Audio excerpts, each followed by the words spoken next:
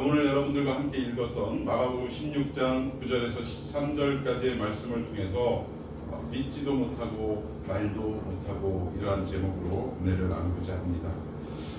오늘 8절을 보면 이 성경 여러분들이 가지고 있는 그 풋노트 한번 2번 해가지고 뭐라고 돼 있어요? 어떤 사본에는 9절에서 20절까지 없다, 없음 이렇게 되어 있습니다.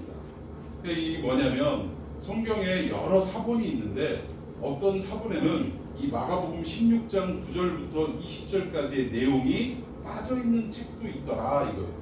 어떤 책에는 이게 삽입이 되어 있는 책도 있고 어떤 책에는 빠져있는 책도 있더라. 그러니까 오늘 쉽게 얘기하면 여러분들과 이 부록이라고 하잖아요. 별책 부록 이런 이 별책 부록에 대해서 여러분들과 한번 좀 상고하는 시간을 갖도록 하겠습니다.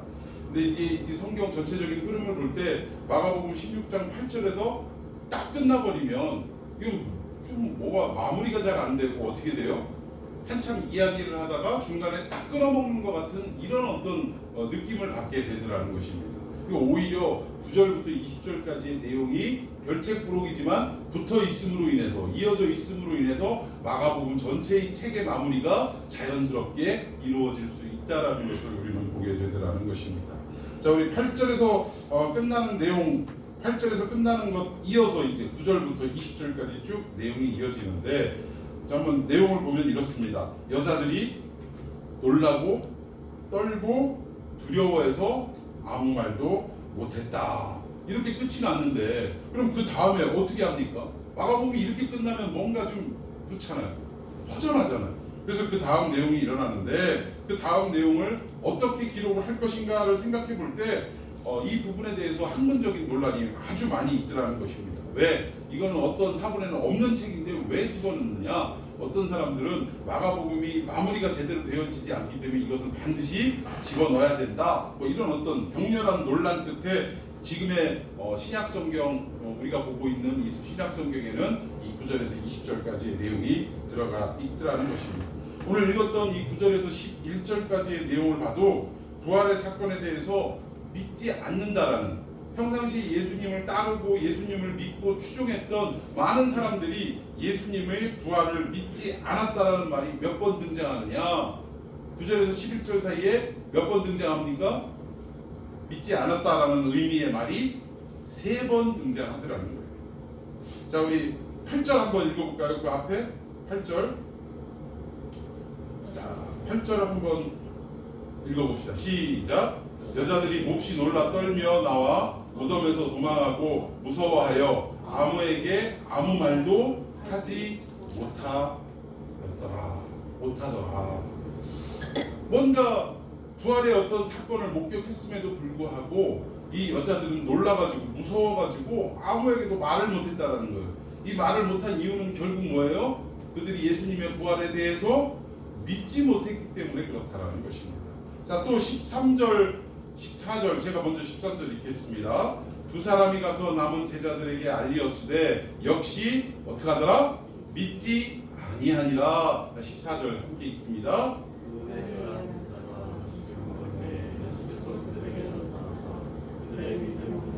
뭐 한 것과 믿음 없는 것과 예수님이 부활하셔서 그들에게 나타나셨는데 그들의 믿음 없는 것을 보셨어요. 계속해서 있습니다. 마음이 완악한 것을 꾸짖으시니 이는 자기가 살아난 것을 본 자들의 말을 믿지 아니함일러라. 예수님이 부활하신 그 사건을 목격한 사람들의 증언을 어떻게 했어요? 믿지 않았다라는 것입니다. 이 짧은 9절에서 11절까지의 내용, 이 14절까지의 내용을 통해서도 무려 믿지 않았다라는 말이 3번이나 등장하고 있더라는 거예요. 믿지도 않는데 어떻게 하라고 예수님은 최후의 명령을 하시죠? 믿지 않는 이 제자들에게 뭐라고 명령하셔요? 너희들은 땅끝까지 이르러 뭐가 되게 하라고? 내 증인 되게 하라고. 증인이라는 말은 결국 무슨 말입니까? 복음을 전파하는 사람이 되어라 라는 의미라는 거예요. 아니 믿지도 않는 사람에게 어떻게 복음을 전파하러 다니냐? 그것도 땅끝까지 이르러서 복음을 전파하라고 하느냐? 여기에는 분명히 뭔가 예수님이 의도하시고 계획하신 내용들이 있더라는 것입니다. 오늘 이 여자들은 예수님의 무덤가에 장사 지내기 위해서 장사를 지내고 예수님의 그 시신을 뒤처리를 하기 위해서 찾아갔던 이 여자들은 예수님이 부활하신 이 장면을 보고서도 어떻게 했어요? 믿었습니까? 못 믿었습니까?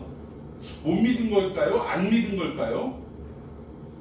예수님이 생전에 내가 사흘 만에 부활하겠다라고 그렇게 말씀을 하셨음에도 불구하고 왜 여자들은 그걸 믿지 않았을까? 그것은 못 믿은 것이 아니라 이럴 수가 없어라고 못 믿은 것이 아니라 뭐예요? 안 믿었던 거예요. 인간이 어떻게 그럴 수 있어? 라고 믿지 않았다라는 것입니다. 그런데 생각해 볼 게 뭐냐면 예수님의 십자가 사건에서 부활 사건에 이르기까지 누가 계속해서 떠나지 않고 쫓아다녔느냐? 바로 오늘 이 본문에 나오는 여자들이 계속적으로 쫓아다녔다라는 것입니다. 따라다녔어요. 제자들은 심지어 옷도 안 입은 채로 도망을 가버리는 경우도 있었는데 다 뿔뿔이 흩어졌는데 끝까지 의리를 지키고 예수님 곁에 남아서 예수님의 모든 고난과 죽으심과 부활하심에 이르기까지 함께했던 자들이 누구였느냐? 오늘 본문에 나오는 여자들이라는 것입니다. 여러분 우리 가끔 그러잖아요. 남자 하면 뭐요?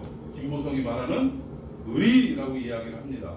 남자는 의리 뭐 이렇게 이야기를 하는데 여자들은 의리가 없다 뭐 이렇게도 얘기를 해요. 그런데 제가 나름대로 성경도 그렇지만 실질적으로 겪어본 바로는 어때요? 남자가 의리가 더 있을까요? 여자가 의리가 더 있을까요? 어떻게 생각하십니까? 제가 겪어본 바로는 여자들이 의리가 더 있습니다. 한번 여자들은 마음을 주면 목숨이라도 걸 수 있는 그런 어떤 성정을 가지고 있더라고요. 저도 지금 30년 가까이 산 제 아내하고도 제가 여러 가지 살면서 느낀 바가 뭐냐면 나보다 의리가 훨씬 더 좋다라는 걸 느껴요. 오늘도 이게 조금 이렇게 언성이 높아지고 이래서 좀 분위기가 이상해졌지만 근본적인 것을 생각해 볼 때 내 아내가 정말 나보다 의리가 있구나. 제가 특별히 그 몸이 아파서 몸을 가누지 못하고 막 이럴 때 그때 끝까지 남아서 정말 저를 간호해주고 살펴주고 진짜 이거 들어서 못할 것 같아요. 대소변 같은 거 막 이런 거 할 때 그걸 다 일일이 받아주고 닦아주고 씻어주고 막 이러는 게 쉽지 않은 일입니다.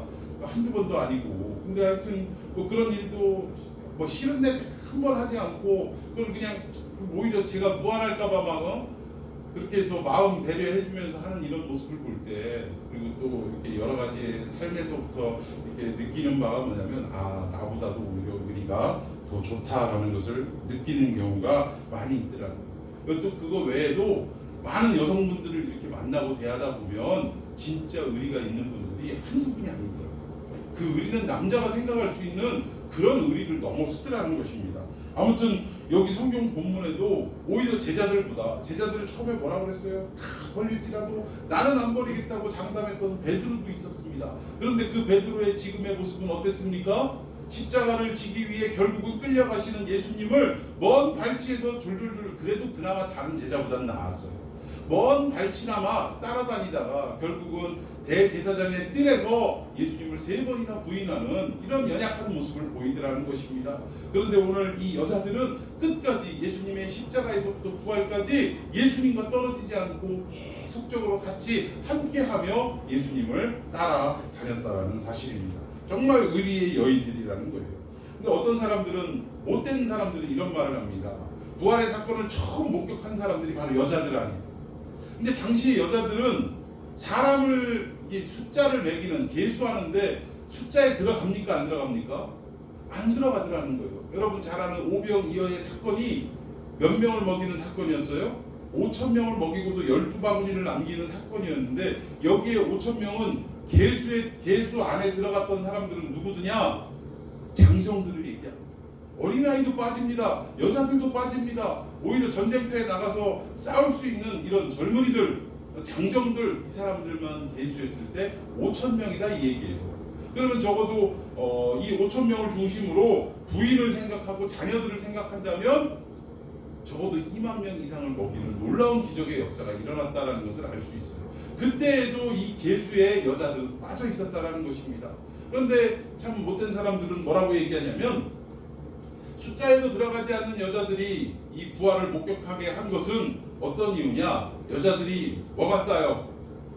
입이 싸다 이 얘기요. 그래가지고 부활을 목격하고 여기저기서 그냥 좋아 하고 다니게 만들려고 여자들에게 먼저 나타나셨다. 이렇게 말하는 그런 사람들도 있더라는 것입니다. 근데 이게 말이 됩니까? 안 됩니까? 말이 안 돼요. 그리고 중요한 것은 왜 하고 많은 남자들이 있는데도 불구하고 여자들을 목격자로 처음 목격자로 예수님께서 세우셨느냐? 이것은 이거 기독교 변증학에서도 나오는 이야기인데, 만약 예수님의 부활을 사람들에게 어떤 그 신뢰를 가지도록 만들려고 하면 남자들에게 목격하게 하는 게 낫겠어요? 여자에게 목격하는 게 낫겠어요? 남자들이 목격하는 게 훨씬 낫습니다. 왜? 남자들은 증인으로서의 자격을 부여받을 수 있으니까 두 명만 그것을 목격을 하면 얼마든지 이것은 사실화, 실제화할 수 있는 상황이라는 거예요. 그런데 당시에 사람 숫자에도 들어가지 않는 여자가 이 부활의 사건을 목격했다라는 것은 어찌 보면 뭐예요? 신뢰성이 어떻게 됩니까? 떨어지는 일이라는 거예요. 여자가 하는 말을 어떻게 믿어? 네, 지금 이야기가 아니라 2000년 전 그때 당시를 말하는 것입니다. 여자가 하는 말을 어떻게 믿느냐 하고 오히려 부활에 대해서 믿을 수 없는 이러한 상황으로 치닫게 되더라는 것입니다. 그럼에도 불구하고 기독교가 이것을 모르는 바가 아님에도 불구하고 굳이 실제로 목격했던 이 여자들의 사건을 성경에 그대로 기록을 한 이유는 뭐냐? 핸디캡이 있음에도 불구하고 여자가 부활을 목격했다라고 말하는 것 자체가 뭐예요? 거짓이 아니다라는 것을 뒷받침하기 위한 그런 증거다라고 많은 신학자들은 이야기하고 있습니다. 여러분들도 한번 생각해 보세요. 누군가가 나를 증명하기 위해서 어떤 사건을 내가 증명하기 위해서는 신뢰성 있는 사람을 증인으로 끌어다녀야 그래야 이 사건이 실제화되고 사실화되는 거 아니겠습니까? 그런데 맨날 남에게 거짓말이나 하고 인정받지 못하는 그 사람을 증인으로 데려와가지고 이 사람이 이 사건을 목격한 증인이다 라고 이야기하면 주변 사람들이 믿겠어요? 안 믿겠어요? 믿지 않더라는 것입니다. 지금 이 사건이 그거하고 똑같다라는 거예요. 여자들은 이 증언에 대한 신뢰도가 떨어지는 그 시대에 성경이 굳이 첫 번째 부활의 목격자로 여자들을 내세웠던 이유가 뭐냐? 이것은 무언가를 의도하고 이것을 기정사실화 만들려고 애를 쓴 흔적이 아니라 있는 그대로, 있는 사실을 그대로 나타내기 위해서 핸디캡이 있음에도 불구하고 여자들이 목격을 했다라고 기록한 것과 다를 바가 없다라는 것입니다. 당시 여자들은 재산 목록 중에 하나였지 숫자에 세는 그 정도의 위치도 되지 않았다라는 것입니다. 그럼에도 불구하고 천하에 다니면서 만민에게 복음을 전하라라고 주님께서 명령하신 것을 보면 이건 뭔가 좀 우리가 깊이 있게 생각해 봐야 되지 않느냐. 이 진짜 사실이니까 이렇게 된 게 아니겠느냐라는 것을 우리는 볼 수 있다라는 것입니다. 자, 여기에 이 여자들의 믿지 못하는 사건이 나오고 그 다음에 슬쩍 어떤 사건이 끼어드냐면 엠마오로 가는 두 제자의 사건이 자세하게 나오지는 않지만 그 살짝 여기에 삽입이 되어 있다라는 것입니다. 자, 한번 성경을 읽어보도록 하십시다. 좀 자세하게 기록이 되어 있는 내용은 누가복음 24장에 나와 있습니다. 우리 그 부분을 좀 한번 읽어보겠습니다. 누가복음 24장 13절입니다. 함께 읽습니다. 시작. 그날에 그들 중 둘이 예루살렘에서 25리 되는 엠마오라 하는 마을로 가면서, 여기 보니까 예루살렘에서 엠마오라는 그 지역 간의 거리가 몇 리? 25리. 25리면 몇 킬로예요? 10리가 4킬로니까 약 10킬로 정도. 10킬로 정도 떨어져 있는 마을이라는 거예요. 그러니까 예수님을 추종하고 예수님을 따라다녔던 이 제자들 가운데 2명의 제자들이, 여기서의 이 제자는 12제자를 말하는 것이 아닙니다. 12사도가 있지, 제자라고 얘기하는 12사도가 있지만 이 12사도 외에도 수많은 제자들이 예수님을 따르는 무리들이 있었습니까? 없었습니까? 있었다라는 거예요. 이제 그런 어떤 제자들을 말하는 거예요. 그런데 이 많은 제자들 무리 가운데 예수님을 따르다가 예수님이 힘없이 십자가에 지시는 사건을 목격하게 되고, 그리고 나서 심지어 예수님이 부활하신 사건도 듣게 됐는데, 그럼에도 불구하고 이 두 제자는 지금 어디로 가는 거예요? 자기의 고향으로 내려가고 있더라는 것입니다. 이 부활했다는 소식을 들었음에도 불구하고 이 두 제자들에게는 이 부활의 능력이 어때요? 임재가 된 겁니까? 안 된 겁니까? 아무런 효과도 아무런 영향력도 끼치지 못했다라는 거예요. 예수님이 부활하셨어? 근데 어쩌라고? 이런 마음으로 지금 고향으로 다시 내려가게 되더라는 것입니다. 당시 교통수단이 발달되지 않았던 이 상황으로 볼 때 10km 정도 떨어져 있는 곳을 도보로 걸어서 내려갈 때 이 거리는 결코 짧은 거리가 아니다라고 우리가 생각해 볼 수 있어요. 그리고 엠마오라는 이 지명의 뜻은 뭐냐면 핫스프링, 온천이라는 뜻입니다. 그러니까 이 엠마오 지역에 온천이 있었던 것 같아요. 그러니까 이 지역을 온천 이런 어떤 지명으로 지었던 것 같습니다. 우리 가까운 이 유성 지역에도 이 유성 지역이 무슨 지역이에요? 온천이 예전에는 정말 잘 나오는 지역인데 이제는 많이 고갈이 된 것 같아요. 인위적으로 막 물을 끓여가지고 이렇게 해서 좀 물을 이렇게 공급하고 그러는 것 같은데, 제가 지금부터 한 32, 3년 전에 이 리베라 호텔, 유성에 지금 문을 닫았습니다. 리베라 호텔을 처음 이제 공사를 할 때 제가 그 아르바이트로 거기서 이제 일을 했는데, 그 어떤 풍경을 봤냐면 이 땅 밑에서 이 온천수를 끌어올리는 이 큰 굵은 파이프가 있는데 이거를 그냥 길바닥에다 그냥 막 이렇게 막 물을 버리더라고요. 그러니까 그 물을 이렇게 손으로 만져보면 정말 이렇게 되지 못할 정도로 아주 뜨거운 물이 나오는 것을 제가 봤습니다. 동네 사람들 막 양동이 들고 와가지고 그 물을 막 받아가지고 막 발 담그기도 하고 이런 모습들을 목격하기도 했는데, 요즘은 이렇게 직접 땅에서 끌어올리는 그 물의 온도가 높지 않기 때문에 다시 물을 또 이렇게 끓여가지고 데워가지고 다시 이렇게 목욕탕으로 공급하는 이러한 상황이라고 하는 것을 들은 적이 있습니다. 아무튼 이 엠마오라는 지역이 온천이라는 뜻이에요. 온천. 그런데 이 엠마오 지역에 고향을 둔 사람이 누구였냐면 여기 제자 이름이 나오는데 글로바라고 분명하게 기록이 되어 있습니다. 그러니까 수많은 제자들 가운데 글로바라는 제자가 이 엠마오 지역으로 가고, 이 글로바 말고도 또 한 제자가 같이, 이 두 명의 제자가 엠마오로 고향 땅으로 내려가는 모습을 우리가 볼 수 있더라는 것입니다. 근데 그 내려가는 그 도상에서 어떤 일이 있었느냐? 15절 다 같이 읽습니다. 시작. 그들이 서로 이야기하며 문의할 때 예수께서 가까이 이르러 그들과 동행하시나. 여기서 문의하다라고 했는데 문의가 뭐예요? 다른 말로 질문입니다. 궁금한 걸 물어보는 것을 얘기해요. 자, 문의를 하는데, 질문을 하는데 십자가의 사건과 이 부활의 사건을 듣고도 고향으로 돌아가는 이 제자들이 뭘 물었을까인 거예요. 뭘 물었을까? 자, 여러분들이 만약에 그 입장이라면 3년 동안 열심히 예수님을 따라다니다가 예수님이 힘없이 죽으시는 모습을 발견하게 되고 목격하게 되고, 그리고 사흘 만에 부활하셨다라는 이 소식을 듣고도 지금 고향 땅으로 모든 것을 저버리고 고향 땅으로 내려가는 그 입장이라면 여러분들은 무슨 얘기를 하고 있겠느냐는 거예요. 내려가면서. 모르긴 몰라도 지금 제자들은 본인들이 상당히 지금 위험한 상황입니다. 왜냐하면 로마 당국이나 유대의 종교 지도자들 입장에서 예수님을 십자가형에 처벌을 하고 그리고 나서 어떤 생각을 했겠어요? 지금 이단의 괴수를 처벌했고, 그러면 그 다음 수순은 뭐야?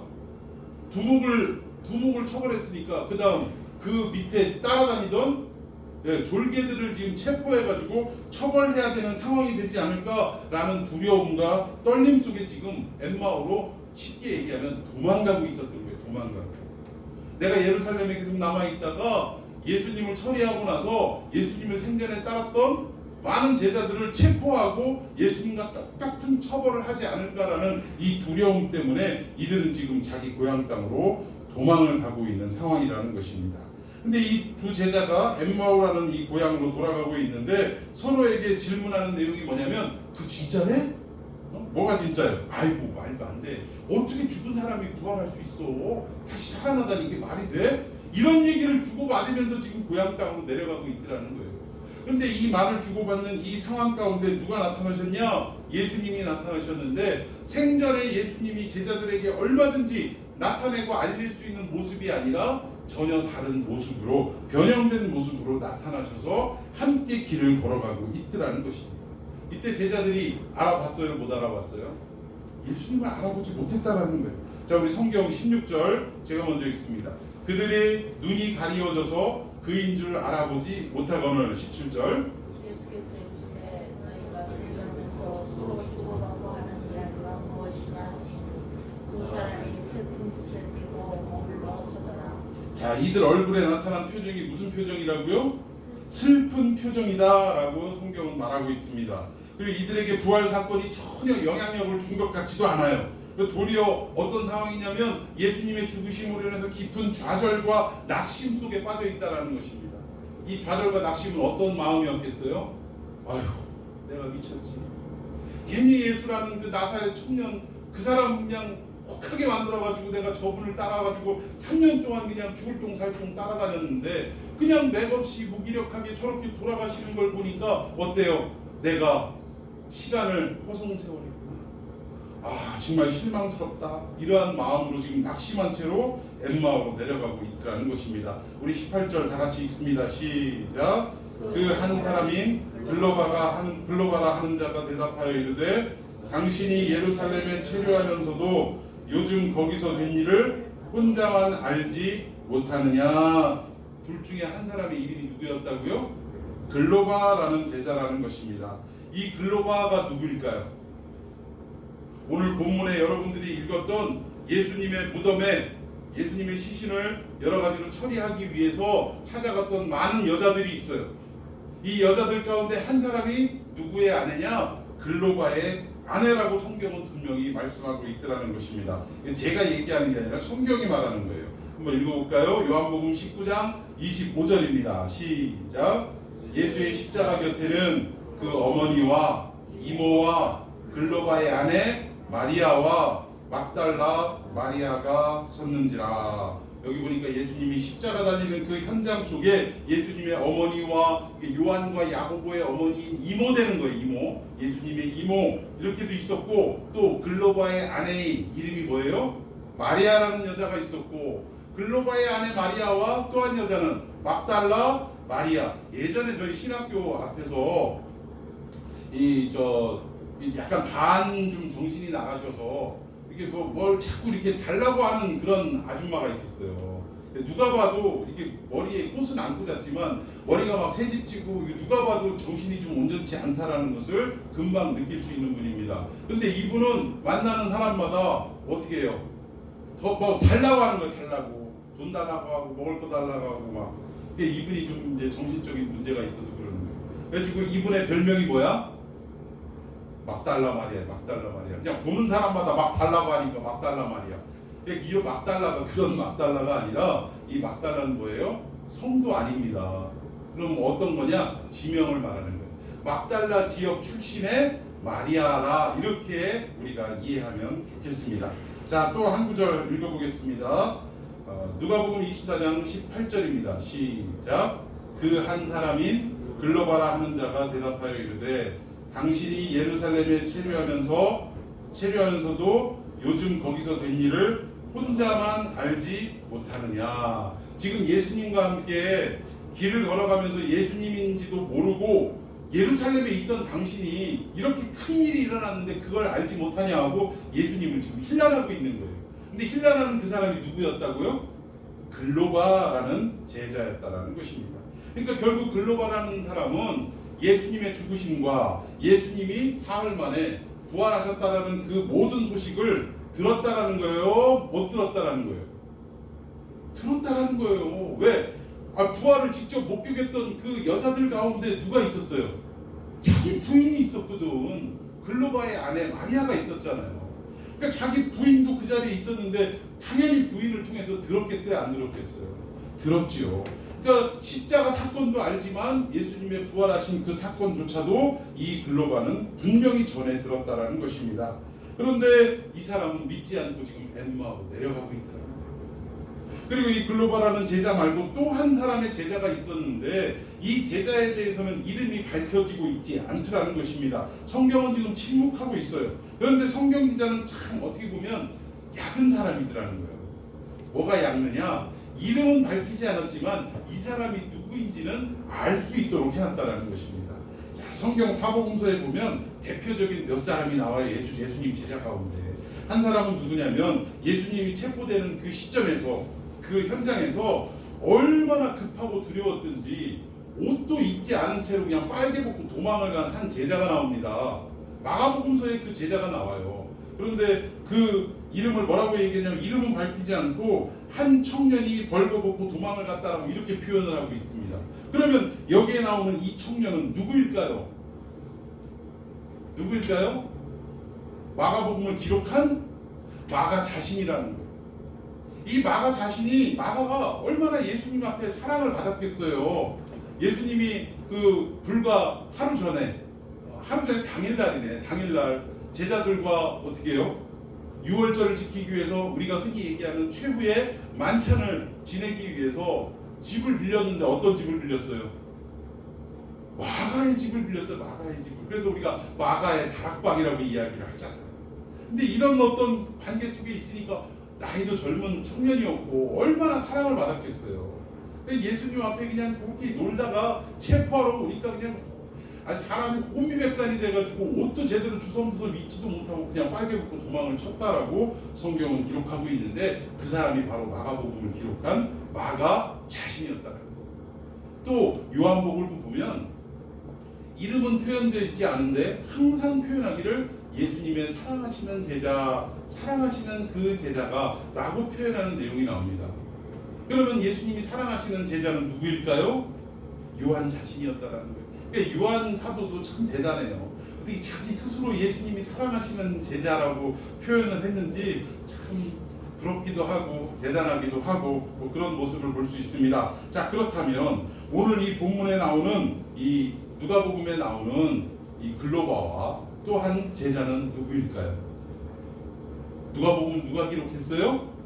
누가 기록했어요? 그렇다면 여기에 나오는 글로바 외에 이름이 없는 또 한 제자는 누구를 말하느냐? 바로 누가 자신을 말하고 있더라는 것입니다. 낙심하고 이 고향으로 돌아가는 자신의 전력이 부끄러워서 이름을 밝히지는 못하고 그냥 또 한 제자 이렇게만 표현했다라는 것이 신학자들의 대부분의 주장이기도 합니다. 이 두 제자가 점점 주님과 밀도 있는 깊이 있는 대화가 계속 이루어지는 거예요. 자, 우리 본문 19절로 다시 돌아갑시다. 제가 먼저 읽습니다. 이르시되 무슨 말이냐? 이르되 나사렛 예수의 이르니 그는 하나님과 모든 백성 앞에서 말과 일에 능하신 선지자이거늘. 20절.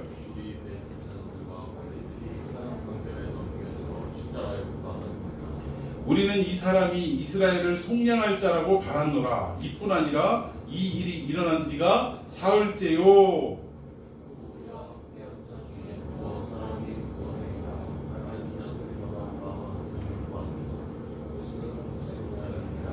함께 읽습니다. 이르시되 미련하고 선지자들이 말한 모든 것을 마음에 더디 믿는 자들이여. 지금 자기들이 겪었던 예수님의 십자가 사건과 지금이 사흘째 되는 날이다. 그러면 예수님이 뭐 하신 날이에요?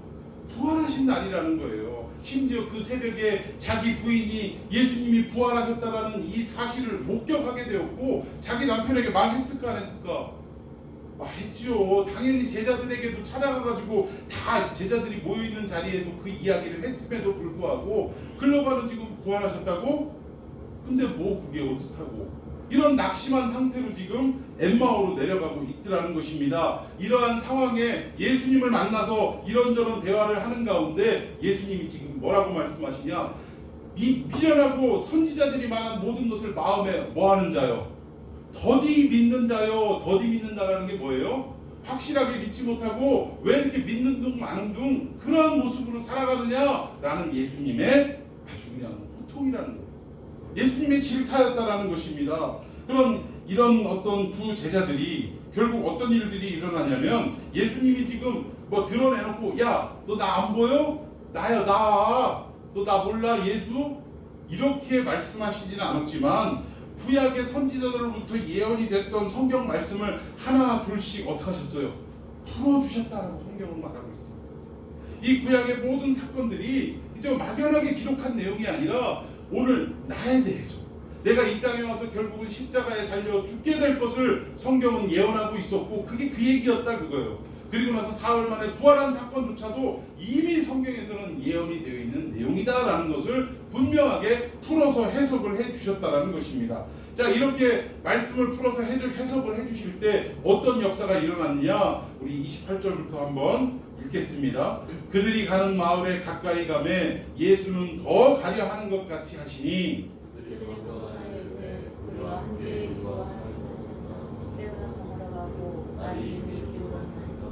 아니 이에 그들과 함께 기도하러 들어가시니라. 그들과 함께 음식 잡수실 때에 떡을 가지사 축사하시고 떼어 그들에게 주시니 그인 줄 알아보니 예수는 그들에게 보이지 않으시니라. 함께 읽습니다. 그들이 서로 말하되 길에서 우리에게 말씀하시고 우리에게 성경을 풀어주실 때에 우리 속에서 마음이 뜨겁지 아니하더냐 하고, 지금 이 두 제자들과 예수님과 함께 대화를 했는데 예수님인지조차도 몰랐어요, 처음에는. 그런데 예수님과 함께 머물기 위해서 어느 숙소에 들어갔는데 예수님은 어떻게 되셨어요? 성찬식을 거기서 하시고 떡을 떼어서 축사하시고 그 뒤에 보니까 예수님이 어떻게 됐어요? 사라져버리신 거예요. 근데 사라지신 예수님을 생각하면서 이 두 제자가 서로 대화를 하는데, 야, 너 마음이 이상하지 않냐? 그분이 말씀을 풀어주실 때, 그분이 우리에게 말씀하실 때 우리의 눈이 확 열리는 것 같은 거 느끼지 않았냐? 그리고 더 나아가서 뭐예요? 말씀을 풀어주실 때 우리의 마음이 어떻게 되지 않더냐? 뜨거워지지 않더냐? 이 이야기를 서로 하더라는 것입니다. 여기 뜨겁지 아니하더냐 라는 말에 여러분 성경에 보면은 숫자가 돼 있습니까? 안 돼 있습니까? 뜨겁지 아니하더냐. 32절 누가복음 24장 32절에 보면, 예, 그 보면 그 풋노트에 뭐라고 하냐면 헬라어로 써 있고 불타지 아니하더냐라고 되어 있어요. 뜨겁지 아니하더냐라는 말이 원문으로 따지고 보면 불타지 아니하더냐, 야, 말씀을 들을 때 우리의 마음이 불타는 것을 느끼지 않았느냐라고 대화를 했다라는 것입니다. 여러분들에게 묻습니다. 여러분들은 하나님의 말씀이 선포되어질 때, 여러분의 마음속에 도착되어지고 여러분의 귀에 도착되어질 때 여러분의 마음이 뜨거워지는 것, 불타게 되는 것을 경험해 보신 적이 있습니까? 여러분, 부활을 목격하고 증언을 들어도 이 두 제자는 사실 회복이 됐어요, 안 됐어요? 아무런 회복도 영향력도 끼치지 못하게 되더라는 것입니다. 그래서 낙심해서 지금 고향으로 내려가고 있는 상황이었다라는 거예요. 하나님의 말씀을 들을 때에 예수님이 말씀하시는 성경은 구약입니까? 구약과 신약을 포함한 말씀입니까? 구약이죠. 왜? 예수님이 부활하셔서 말씀하실 때는 신약 성경이 아직 완성되지, 아니 쓰여지지도 않았던 때니까. 구약의 그 말씀, 선지자들의 예언에 대해서 말씀을 일일이 해석하고 풀어주실 때에 제자들의 마음이 뜨거워지고 불타는 것 같은 것을 느끼게 됐더라는 사실이에요. 여러분, 건강한 교회는 어떤 교회냐면 감정에 호소하고 변화를 주장하는 것이 이 건강한 교회가 아니라는 것입니다. 맨날 모여가지고, 물론 그 필요해요. 우리의 감정적인 요소도 반드시 필요하긴 합니다. 그러나 주된 목적이 감정의 변화, 그래가지고 맨날 눈물을 흘리고 콧물을 흘리고 마음에 찡한 어떤 이런 것들을 받았다, 이게 주 목적이 돼서는 안 된다라는 거예요. 정말 건강한 교회는 뭐냐? 성경을 어떻게 할 때, 풀어주실 때에 성도들의 마음이 어떻게 돼야 돼요? 불타는 역사가 있어야 된다는 것입니다. 믿습니까? 저는 우리 참평안교회 모든 성도들이 하나님의 말씀을 들을 때에 깨달음이 있게 되었고, 그리고 또 더 나아가서 마음이 불타는 것과 같은 이런 놀라운 역사를 체험하는 귀한 성도들이 되기를 축원해 드리겠습니다. 주님 오시는 그날까지 우리는 성경에 창념해서 성경이 내 인생을 주관하고 기초가 되는 은혜가 있어야 될 줄로 믿습니다. 따라서 올 한 해 동안 성경을 많이 읽지 못했다면 여러분들 내년에는 어떻게 해야 돼요? 성경을 늘 가까이 하고 성경을 읽는 저와 여러분이 되기를 예수님의 이름으로 축원해 드리겠습니다. 우리는 정말 이 말씀에 목마른 사람이 되어야 합니다. 성경을 읽으면 어떤 때는 충격을 받기도 하더라는 거예요. 정말 이건 나에 대한 말씀이 아닌가 충격을 받기도 하고, 심지어는 성경을 읽다가 정말 은혜에 이끌리면 날 새는지도 모르고 그 성경에 깊이 있게 빠져들어가서 그 성경 말씀에 붙들리기도 하게 되더라는 것입니다. 그러나 이게 결국은 어쩌다 한 번이라면 이건 좀 문제가 있다라는 거예요. 여러분, 식사를 하실 때 어쩌다 한 번 밥 먹고 그냥 굶고 사십니까? 그렇진 않잖아요. 늘상 정해진 그 새끼 밥을 꼬박꼬박 먹고 살아가는 것처럼 우리는 하나님의 말씀을 어쩌다 한번 그냥 막 사로잡혀가지고 여러분들 말로 그냥 확 꽂혀가지고 그렇게 해서 성경을 읽을 때만 읽고 이러는 게 아니라 늘상 우리가 새끼 밥 먹는 것처럼 하나님의 말씀을 늘 가까이 하고 묵상하고 또 읽어가는 저와 또 듣기도 하는 저와 여러분이 되기를 예수님의 이름으로 축원해 드리겠습니다. 성경을 읽고 들음으로 말미암아 여러분의 삶이 풍성해지고 여러분들의 신앙의 가슴이 뜨거워지고 불타는 참된 진리를 깨닫는 역사가 있기를 예수님의 이름으로 축원해 드리겠습니다. 기도하십시오.